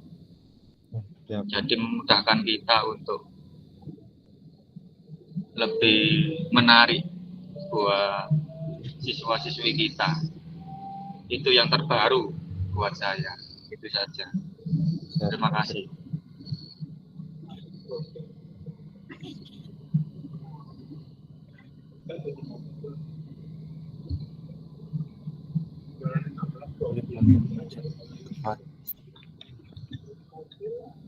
Kak Tian, silakan Kak Tian dibaca untuk jawabannya Kak Tian. Terima kasih Kak Reza, sesuai dengan tadi dapat pelajaran baru dari Kak yang di Surabaya tadi lupa. Jadi Pak Muji, mendesain ya Pak Muji bisa pelajaran sesuai dengan karakteristik siswa seperti yang tadi di gunung atau di laut. Jadi kita boleh, guru itu boleh mendesain sesuai dengan karakteristik dan letak geografisnya. Yang kedua, mempermudah asesmen itu menjadi lebih mudah, jadi tidak menyulitkan siswa. Kalau selama ini kan kita masih, salah satunya saya, asesmen yang ada di RPP atau di modul belajar itu saya gunakan secara real adanya, sehingga saya memaksakan siswa itu untuk bisa melakukan itu. Padahal kalau di kurikulum terbaru kan harus disesuaikan dengan kemampuan siswa ya, seperti itu. Jadi alhamdulillah saya sudah mendapat banyak sekali ilmu baru di sini Kak. Mungkin itu yang bisa saya sampaikan, yang saya pahami untuk saat ini Kak. Terima kasih Kak. Ya Kak Tian. Oke, betul Kak Tian. Di menyusun pembelajaran sesuai dengan CP dan juga dia menyusun pembelajaran sesuai dengan karakteristik geografis tadi ya dari Kak Tian itu.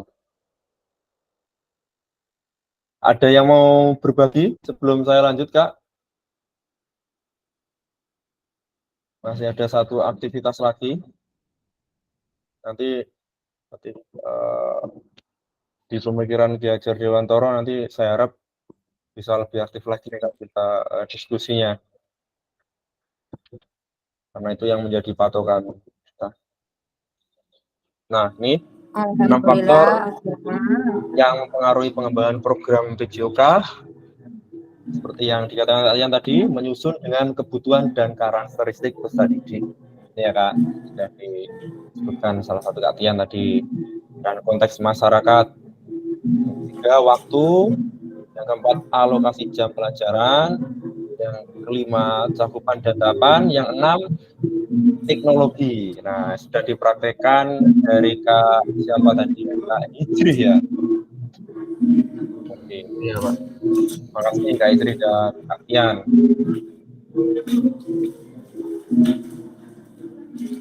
Nah, ini aktivitas kita yang terakhir Kakak untuk sore hari ini. Karakteristik utama kurikulum merdeka dan artikulasi Ki Hajar Dewantara dalam pendidikan nasional. Nah, menurut kakak, kata kunci apa yang berulang kali kita telah bahas dalam mengembangkan kurikulum PJOK tadi, Kak? Silakan ditulis di kolom chat, Kak. Kata kunci yang banyak muncul tadi, yang telah kita bahas dalam pengembangan kurikulum PJOK ini.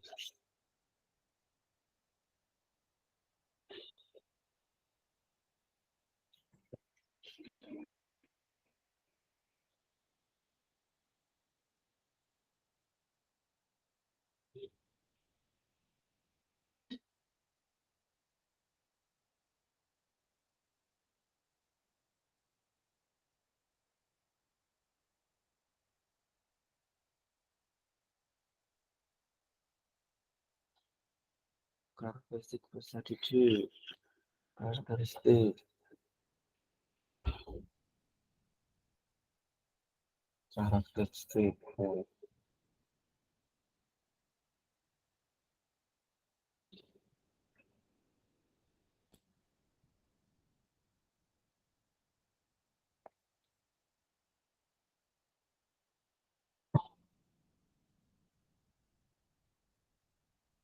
Karakteristik. Siap.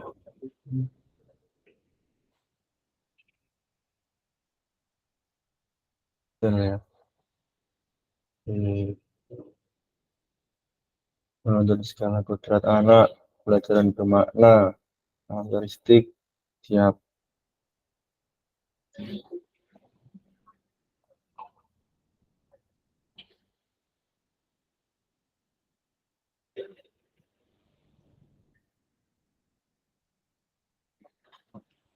Ya. Nah, karakteristik. Ya. Jadi apa yang telah kita bahas merupakan karakteristik kurikulum merdeka, yakni fokus pada materi esensial. Jadi kita fokus pada materi esensial ya. Muatan yang paling diperlukan untuk mengembangkan kompetensi dan karakter peserta didik. Jadi, pengembangan kompetensi dan karakter, pengembangan kompetensi sosial. Jadi sudah saya bahas emosional dan moral peserta didik. Yang selanjutnya adalah fleksibilitas pembelajaran. Kita fleksibel, Kak. Jadi, kurikulum dapat disesuaikan dengan kebutuhan dan pengembangan kompetensi peserta didik, karakter satuan pendidikan, dan konteks lingkungan sosial budaya setempat. Jadi, itulah mengapa kurikulum satuan pendidikan berbeda dari mungkin yang ada, mungkin Mas Bapak, yang ada di NTT dan yang ada di Jawa. Itu lebih membuat kita merdeka ya, Kak. Dan tapi harus sesuai dengan konteks dan kebutuhan lingkungan sosial.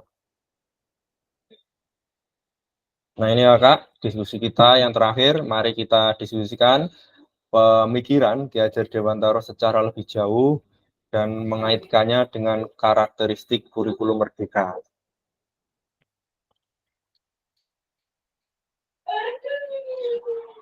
Ki Hajar Dewantara menggarisbawahi bahwa maksud pendidikan adalah menuntun segala kodrat yang ada pada anak-anak. Nah, tadi sudah disinggung sedikit oleh Kak Arum, agar mereka dapat mencapai keselamatan dan kebahagiaan yang setinggi-tingginya sebagai manusia maupun sebagai anggota masyarakat. Oleh sebab itu, pendidik itu hanya dapat menuntun tumbuh atau hidupnya kekuatan kodrat yang ada pada anak-anak agar dapat memperbaiki lakunya, bukan dasarnya. Hidup dan tumbuhnya kekuatan kodrat. Mungkin ada yang bisa menerjemahkan secara apa ya namanya, agar bisa difahami teman-teman yang lain di sini, Kak, maksud dari Ki Hajar Dewantara ini, Kak, secara mudah gitu, apa yang dikatakan oleh Ki Hajar Dewantara. Siapa yang mau berbagi atau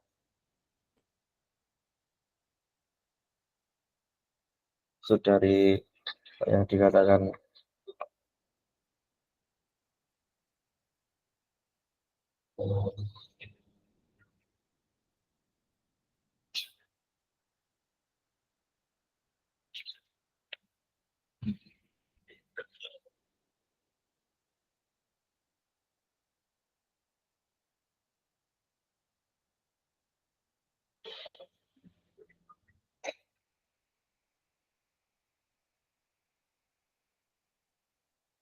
Kak Asngari, ada Kak Asngari? Halo? Siap, Kak. Kak Asngari mungkin bisa menjalankan secara mudahnya, Kak? Oh, Kak Daud. Silakan, Kak Daud. Ya, terima kasih Kak Reza atas kesempatannya. Mungkin ini berbagi pengalaman saja terkait yang saya pahami terkait dengan menuntun segala kodrat ya. Bagi di sini kita semuanya sebagai seorang pendidik atau guru itu memang harus bisa menuntun segala kodrat. Kodratnya anak-anak itu apa? Yaitu belajar. Maka kita sebagai guru harus bisa menuntun tumbuh kembangnya murid-murid kita sebagaimana mestinya, yaitu menjadi pembelajar sepanjang hayat. Agar apa? Agar nantinya dia bisa mencapai keselamatan dalam kehidupan berikutnya. Jadi kita menuntun belajarnya anak-anak itu sesuai dengan kodrat yang dia miliki, yaitu kita menuntun sebagai guru itu tadi.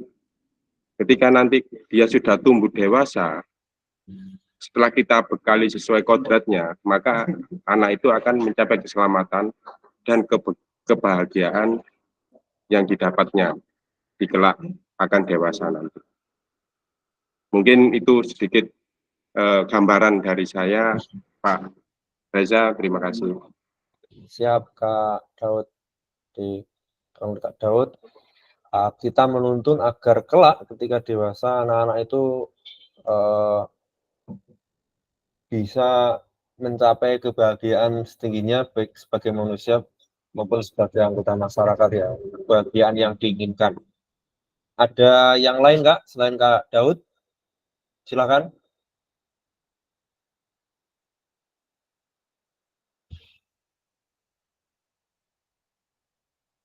Kak Ulin mungkin?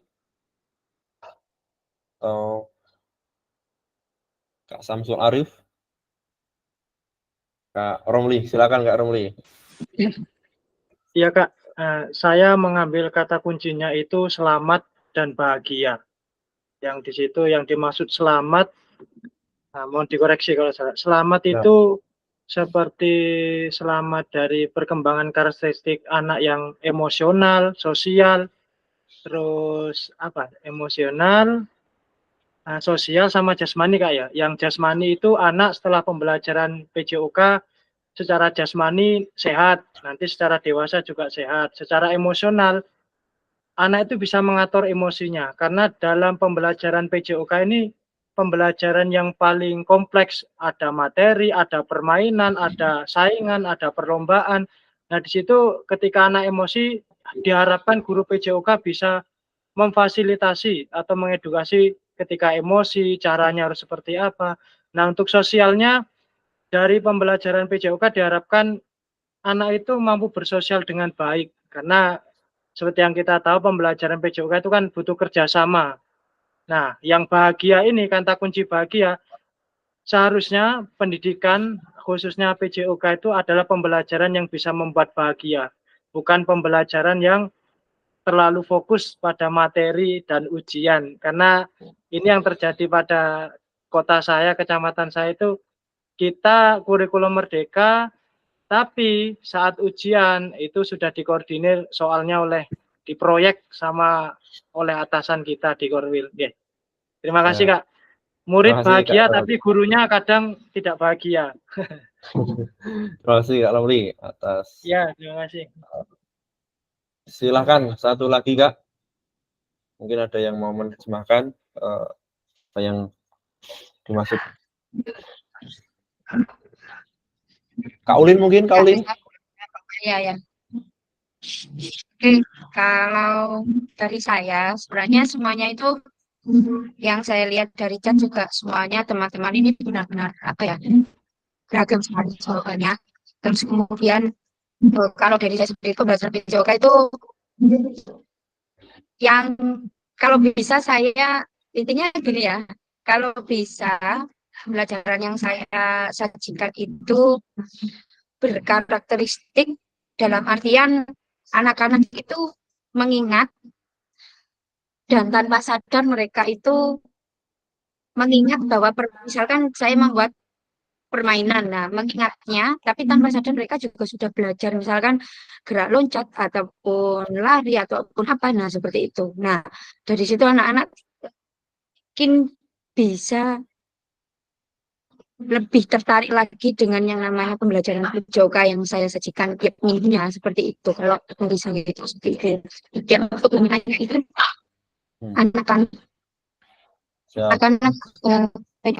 anak-anak juga bisa memaknainya dengan belajar kolaborasi bersama, kerjasama, terus kemudian mengerti oh temannya ternyata ada yang emosinya tinggi, ada yang biasa saja. Nah dari situ kita bisa berkolaborasi, banyak lah intinya dari situ. Dan mananya anaknya juga bisa belajar mengetahui karakteristik dari temannya juga seperti itu. Nah, tidak hanya belajar bergerak saja, intinya seperti itu. Aja Kak Risa dari saya.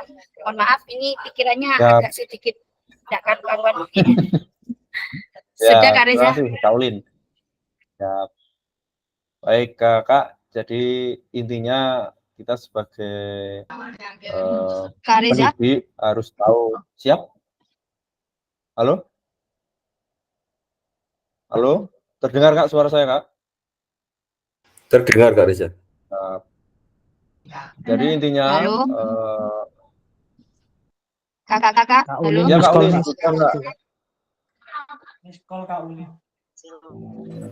Sinyalnya Kak Ulin mungkin. Aman. Aman. Baik. Lanjut. Ya, siap. Jadi intinya kita sebagai pendidik harus tahu peran penting kita ya Kak. Jadi, baik dalam membimbing anak-anak untuk mencapai tadi yang sudah dikatakan Kak Romli tadi ya, mencapai tingkat keselamatan dan kebahagiaan yang optimal.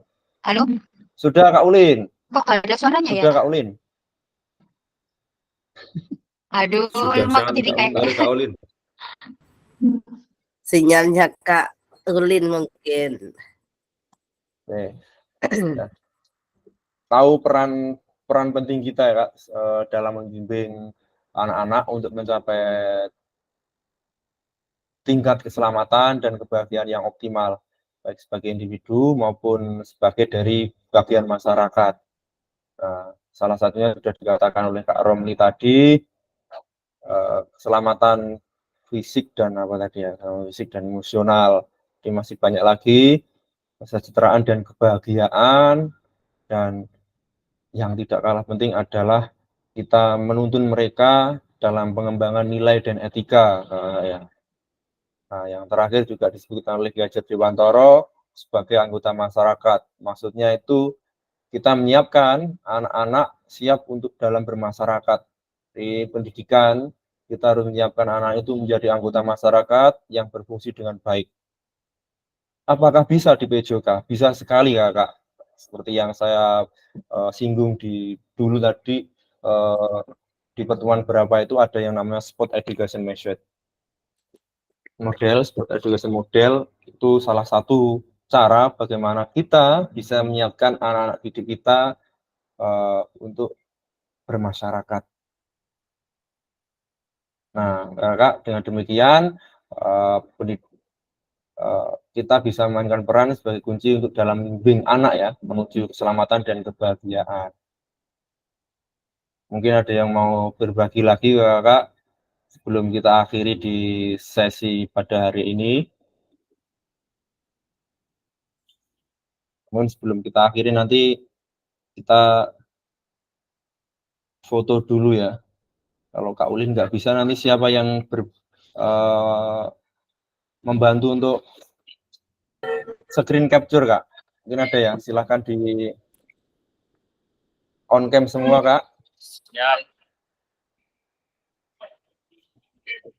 Kak Muji bisa membantu Kak Muji ya? Ini tambah ada. Siap Kak. Siap Kak, sebentar Kak.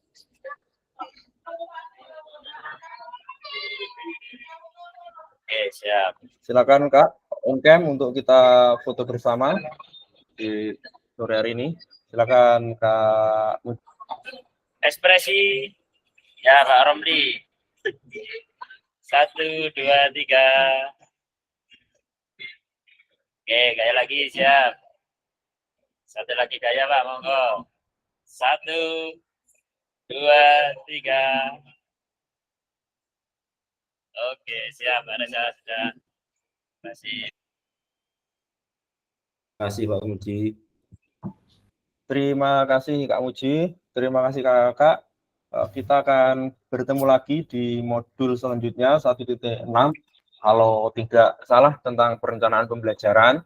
Saya harap akan banyak diskusi lagi tentang perencanaan pembelajaran Kak, dan banyak yang akan kita pelajari. Semuanya mungkin kalau tidak usah malu bisa mengeksplor semua pengalaman-pengalamannya kita berbagi di sini supaya apa yang kita ingin capai juga tercapai. Ya, Kak.